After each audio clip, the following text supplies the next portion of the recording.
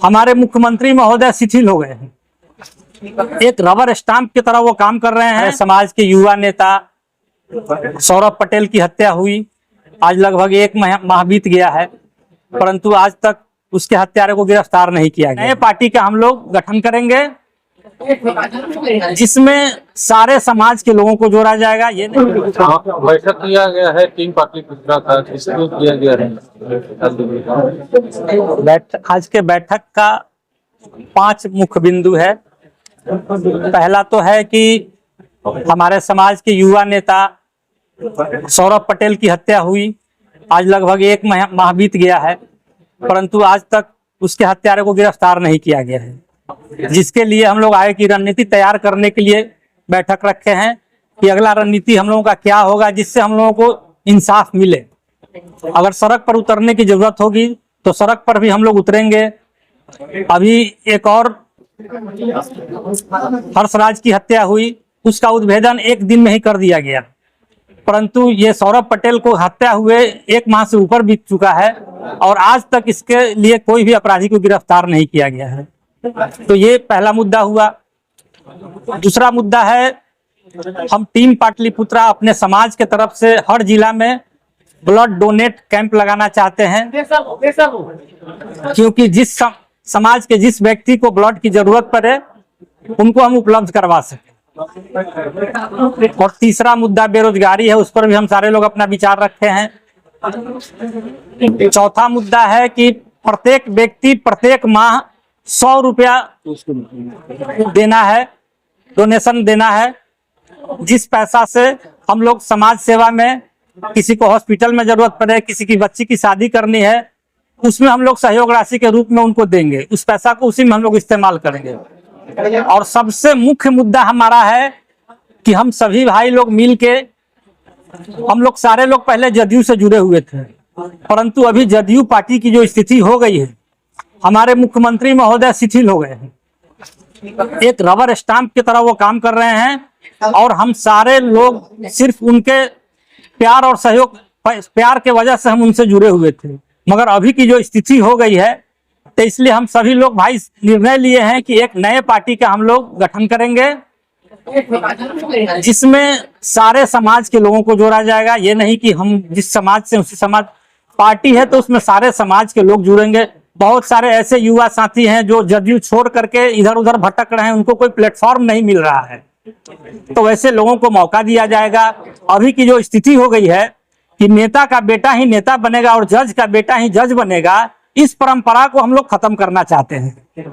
और जो साथी जहां से चुनाव लड़ना चाहते हैं वो निर्दलीय नहीं लड़के हमारे पार्टी के बैनर तले लड़ेंगे, चूंकि 5 करोड़ या 10 करोड़ में टिकट खरीदना हम लोगों के बस की बात नहीं है।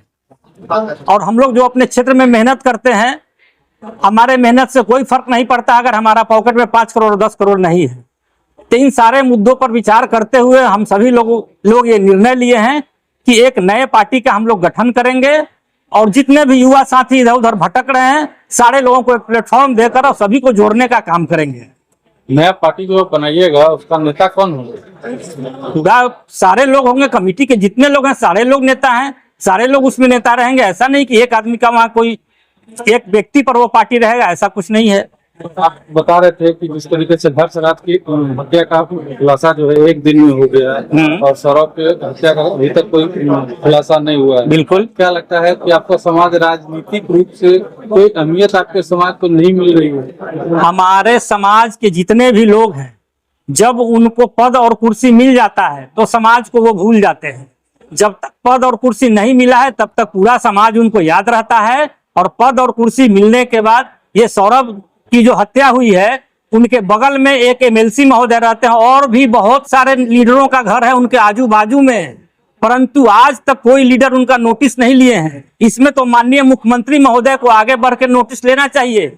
सौरभ पटेल की बहन की शादी में मुख्यमंत्री महोदय गए थे और काफी लगाव है उनसे, सारे लोग इस चीज को देखे हैं, उसके बाद भी इस पर कोई संज्ञान आज तक नहीं लिया गया, एक अपराधी को नहीं पकड़ा। आज की बैठक का मूल जो उद्देश्य है, जैसा कि बताया संजय कुमार जी ने कि सौरभ राज को न्याय दिलाना या सौरभ पटेल को और पार्टी का गठन करना, समाज क्या टीम पाटलिपुत्रा के साथ आएगा?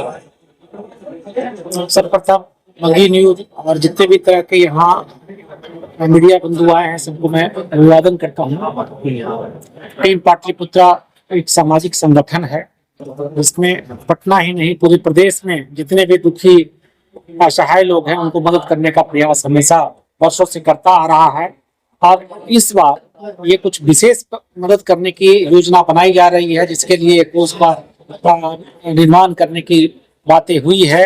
और उस कोष से जो दुखी परिवार के लोग होंगे जिनके चिकित्सा में धन का अभाव होता है वैसे लोगों को मदद मिलेगा। जिनकी बेटियों को शादी विवाह में पढ़ाई में दिक्कत होती है उनको मदद मिलेगा। इस तरह के कई योजनाओं में टीम पाटलिपुत्रा हम भूमिका निर्वाह कर रही है। जिस तरह से पिछले बार ब्लड डोनेशन करके जो असहाय दुखी थे दुर्घटनाग्रस्त हो गए थे उनको ब्लड मुहैया कराने की व्यवस्था की गई थी टीम पाटलिपुत्रा की तरफ से और आने वाला समय में भी करने की योजना है। समाज का जो साथ है टीम पाटलिपुत्रा को क्या लगता है कि पार्टी गठन होने के बाद मिलेगा? क्योंकि कई नेता आपके समाज में पहले से जो है लेकिन इसमें विचार किया जा रहा है। जैसा कि संजय जी ने कहा इसमें जात नहीं जमात की तरफ हम लोग मुखातिब की तरफ मुखातिब हैं और इसमें 100 में 90 शोषित है 90 भाग हमारा है। यह आंदोलन के तहत हम लोग पूरे कार्यक्रम पूरे बिहार में चलाएंगे अनवरत चलाएंगे और आने वाला 5 महीनों में हम लोग का कुछ फलाफल दिखने लगेगा। आपको आगे की योजना बताएंगे आपको।